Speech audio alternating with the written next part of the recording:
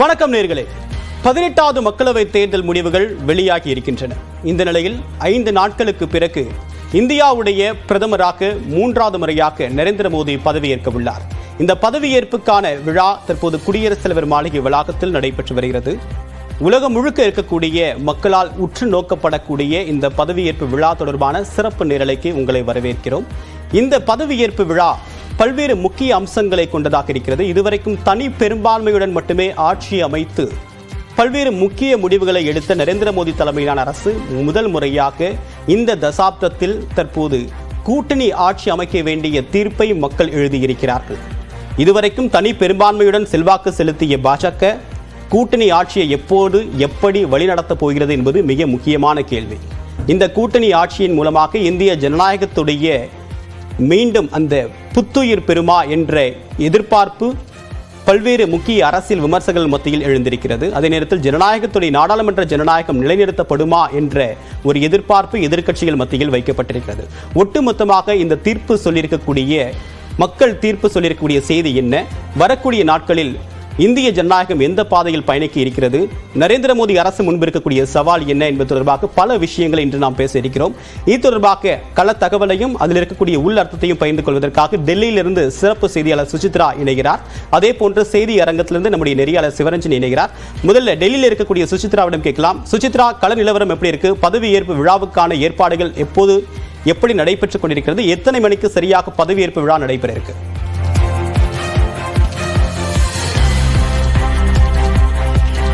சரியாக 7:15 மணிக்கு அதிகாரப்பூர்வமான அந்த பதவியேற்பு விழா என்பது 3வது முறையாக பிரதமராக நரேந்திர மோடி அவர்கள் பதவியேற்க உள்ளார்கள். அதற்கான பலத்த பாதுகாப்பு ஏற்பாடுகள் மத்திய ரிசர்வ் படை பாதுகாப்பு வீரர்களால் இன்று டெல்லியில் செய்யப்பட்டது. ஒட்டுமொத்த டெல்லியுமே 144 தடை உத்தரவு பிறப்பிக்கப்பட்டு கட்டுப்படுத்தப்பட்ட பகுதியாக, குறிப்பாக மைய சென்ட்ரல் டெல்லியினுடைய அந்த ரெய்சினாகில், குறிப்பாக ஜனாதிபதி மாளிகை அமைந்திருக்கும் அந்த பகுதி மட்டுமல்லாமல் பாராளுமன்ற வளாகம் என அந்த மைய பகுதி என்பது ஒட்டுமொத்தமாக கட்டுப்படுத்தப்பட்ட பகுதியாக அறிவிக்கப்பட்டு பொதுமக்களுக்கான தடை என்பது முற்றிலுமாக விதிக்கப்பட்டுள்ளது.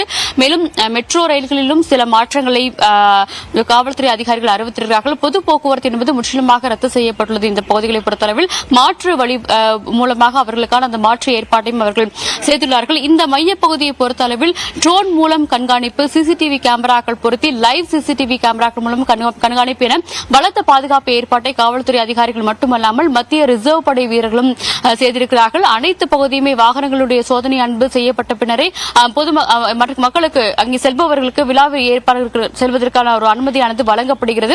இன்றைய அந்த அமைச்சரவை என்பது தற்பொழுது 7:15 மணிக்கு சரியாக பொறுப்பேற்க உள்ள நிலையில் சுமார் 6:20 மணி அளவில் பிரதமர் விழா நடைபெறும் இடத்திற்கு வருவார் எனவும் எதிர்பார்க்கப்படுகிறது. முதற்கட்டமாக வெளிநாட்டு தலைவர்களுக்கு அவர் தங்களுடைய அந்த ஒரு ஃபார்மல் வழக்கத்தை முன்வைத்து அதன் பிறகு மற்ற தலைவர்களிடம் அவர் சந்தித்து அதன் பிறகு நேரடியாக நிகழ்ச்சி நடைபெறும் இடத்திற்கு வருவார் என்ற ஒரு பட்டியலானது, அட்டவணையானது அவர்களால் வழங்கப்பட்டுள்ளது. அதன் பிறகுதான் இந்த பதவியேற்பு நிகழ்வு என்பது 7:15 மணிக்கு சரியாக தொடங்க உள்ளது. அவருடன் சுமார் 58 அமைச்சர்கள் இன்று பதவியேற்பார்கள் என்று எதிர்பார்க்கப்படுகிறது. இந்த 3வது முறையாக அவர் பதவியேற்க உள்ள நிலையில் இன்று காலை நடைபெற்ற தேநீர் விருந்தின் பொழுது அனைத்து அமைச்சர்களுக்கும் பல்வேறு முக்கிய அறிவுரையும் அவர் வழங்கியிருக்கிறார். அதாவது 100 நாட்கள் ஒரு ஆக்ஷன் பிளான், செயல் திட்டத்தோடு அமைச்சர்கள் செயல்பட வேண்டும் எனவும் அவர்களுடைய பிஹேவியர் என்பது மிகவும் பொறுமையாக இருக்க வேண்டும், மக்களுடைய நலனை மனதில் வைத்துக் கொண்டு இந்த 100 நாட்கள் அவர்கள் செயல்பட வேண்டும் என்ற ஒரு அறிவுறுத்தல் என்பது இன்று காலை நடைபெற்ற அந்த ஹைடி தேநீர் விருந்தில் பிரதமரால் அமைச்சர்களாக பொறுப்பேற்க உள்ள எம்பிக்களுக்கு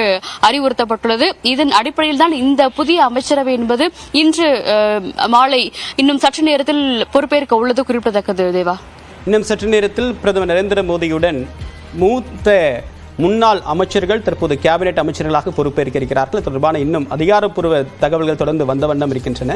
உங்களுடைய தகவலுக்கு நன்றி சுசித்ரா. அடுத்ததாக செய்தி அரங்கத்தின் நெறியாளர் சிவரஞ்சன் இணைகிறார். சிவரஞ்சனி, தமிழ்நாட்டிலிருந்து பார்க்கக்கூடிய ஒரு நேயருக்கு தமிழ்நாட்டை மையப்படுத்தி இந்த பதவியேற்பு விழா நிகழ்ச்சி தொடர்பாகவும் அமைச்சரவை தொடர்பாகவும் சில முக்கியமான எதிர்பார்ப்புகள் இருக்கும். அது அண்ணாமலை தொடங்கி என்முருகன், தமிழ் சவுந்தரராஜன் போன்றவர்கள் பற்றிய எதிர்பார்ப்பு. தமிழ்நாட்டிலிருந்து யாரெல்லாம் அமைச்சராக வாய்ப்பு இருக்கு? தேவப்பிரியன், இப்போ ஒட்டுமொத்தமா மத்திய அமைச்சரவையில் யார் யார் எல்லாம் இடம்பெற போகிறார்கள் அப்படின்ற ஆர்வம் எல்லாருக்குமே இருக்கும் அப்படின்னு தான் நம்ம குறிப்பிடணும். தமிழ்நாட்டை பொறுத்த வரைக்கும் இங்கிருந்து நாம எதிர்பார்த்தது, இங்க இருக்கக்கூடிய மக்கள் எதிர்பார்த்தது அப்படின்னு பார்த்தோம்னா எல் முருகன், அண்ணாமலை, அதே போல தமிழிசை சவுந்தரராஜன் அவர்களையும் எதிர்பார்த்தாங்க. ஆனா இன்று காலை முதலான இந்த டெவலப்மெண்ட்ஸ் எல்லாத்தையும் நாம பார்க்கும்போது எல் முருகன் மற்றும் அண்ணாமலைக்கு மத்திய அமைச்சரவையில் இடம் கிடைக்குமா அப்படின்ற ஒரு கேள்விதான் இருந்தது. ஆனாலுமே அண்ணாமலை நியூஸ் 18க்கு அளித்த பிரத்யேக பேட்டியில ஏன் தமிழ்நாட்டை விட்டு என்ன வெளியில அனுப்புறதுலே குறியா இருக்கீங்க அப்படின்ற ஒரு கேள்வியை முன் வச்சாரு. நான் தமிழகத்துல தான் கான்சென்ட்ரேட் பண்ண விருப்பப்படுறேன் அப்படின்ற ஒரு பதிலையும் அவர் கொடுத்திருந்தாரு. அதனால அவர் மத்திய அமைச்சரவையில இடம்பெற வாய்ப்பில்லை அப்படின்ற ரீதியிலையும் இப்ப தகவல்கள் வெளிவந்துட்டு இருக்கு. அதனால எல் முருகன் தமிழ்நாட்டில் இருந்து தேர்ந்தெடுக்கப்படுவதற்கான வாய்ப்புகள் இருக்கும் அப்படின்னு சொல்லப்படுது. குறிப்பா என்னன்னா பிரதமர் நரேந்திர மோடியோட இந்த தேநீர் விருந்துல பங்கேற்ற நபர்களை வைத்து எந்தெந்த முக்கிய எம்பிக்கள் இதுல பங்கேற்றார்கள் அப்படின்றத வச்சுதான் இப்போ இந்த கவுன்சில் ஆஃப் மினிஸ்ட்ரிஸ்ல இடம்பெற போகிறது யார் அப்படின்றது முக்கியத்துவம் வாய்ந்ததா பார்க்கப்படுது. அந்த வகையில் இப்ப தமிழ்நாட்டில் இருந்து ஒரு அமைச்சர் இடம்பெறுவார் அப்படின்றது தான் தற்போதைய தகவலாக இருக்கிறது. அது மட்டும் இல்லாம இப்ப இந்த மத்திய அமைச்சரவையில் மாநில வாரியாக யார் யாரெல்லாம் இடம்பெற போகிறார்கள் அப்படின்றது மற்றும் ஒரு கேள்வி அப்படின்னு சொல்லலாம். இப்ப இவங்க யாருக்கெல்லாம் முக்கியத்துவம் கொடுக்கறாங்க அப்படின்னு நம்ம பார்க்கும்போது முக்கியமா முதல்ல நம்ம பார்க்கிறது தெலுங்கு தேசம் கட்சியும் அதே மாதிரி ஐக்கிய ஜனதா தளமும். காரணம், இவங்க ரெண்டு பேரோட கூட்டணி ஆட்சியா தான் இது அமையறதுனால இவங்க ரெண்டு பேரோட டிமாண்ட்ஸுக்கு முக்கியத்துவம் அளிக்கப்படுதா அப்படின்ற கேள்விக்கு தான் இன்னைக்கு பதில் கிடைக்கும். குறிப்பா ஏற்கனவே வெளிவந்த தகவல் படி தெலுங்கு தேசம் கட்சியினர் 4 அமைச்சர்களுக்கு இடம் கேட்டிருந்தாங்க. அந்த வகையில் இப்போதைக்கு 2 பேர் உறுதி செய்யப்பட்டிருக்கு கிட்டத்தட்ட அப்படின்னு நாம குறிப்பிடலாம். அதுல முதலாவதாக ராமச்சந்திர நாயுடு, அதே மாதிரி இன்னொரு குண்டூரோட எம்பியும் தேர்வாகி இருக்காரு. அதே மாதிரி தான் பீகாருக்கு முக்கியத்துவம் கொடுக்கப்பட்டிருக்கிறதாகவும் சொல்லப்படுது. பீகாரை பொறுத்த வரைக்கும் அங்கும் 4 இடங்கள் கொடுக்கறதுக்கான வாய்ப்பு இருக்கு அப்படின்னு தான் பேசப்பட்டு வருது. இதுல இன்னொரு முக்கியமான விஷயம் நாம பார்க்க வேண்டியது, அடுத்ததா எங்கெல்லாம் சட்டப்பேரவை தேர்தல்களை இவங்க சந்திக்க இருக்கிறாங்களோ அந்த மாநிலங்களுக்கும் முக்கியத்துவம் கொடுக்கப்படுதா அப்படின்றதையும் பார்க்கணும். அந்த வகையில மகாராஷ்டிராவுக்கு எத்தனை இடங்கள் ஒதுக்கப்படுது, அங்க இருந்து எத்தனை மத்திய அமைச்சர்கள் தேர்ந்தெடுக்கப்படுகிறாங்க அப்படிங்கிறதையும் பார்க்கணும். அதே மாதிரி ஏற்கனவே இப்ப இருக்கக்கூடிய அமைச்சரவையில இருந்து யார் மீண்டும் தேர்வு செய்யப்படுகிறார்கள் அப்படின்னு பார்க்கும்போது அமித்ஷா, ராஜ்நாத் சிங் இவர்கள் எல்லாம் உறுதி செய்யப்பட்ட நபர்கள் அப்படின்னு நாம குறிப்பிடலாம். அதே மாதிரி நிர்மலா சீதாராமன், ஆனா அவருக்கு மீண்டும் நிதித்துறையே ஒதுக்கப்படுமா அப்படின்றது ஒரு கேள்விக்குறியாக இருக்கிறது.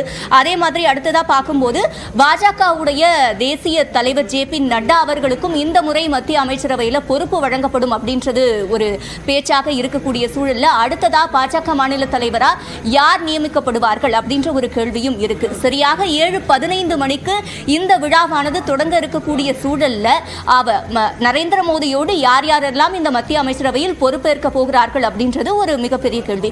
அடுத்ததா கேரளாவை பொறுத்த வரைக்கும் ஆந்திரா, தெலுங்கானாவில் இருந்து 2 அமைச்சர்கள் தேர்ந்தெடுக்கப்பட இருக்காங்க. அதுக்கு அடுத்ததா கேரளாவை பொறுத்த வரைக்கும் பிஜேபி தன்னுடைய கணக்கை கேரளாவில் தொடங்குறதுக்கு முக்கியமான காரணம் அப்படின்னு இப்ப பேசப்படுற நபர் சுரேஷ் கோபி வெற்றி பெற்றிருக்காரு.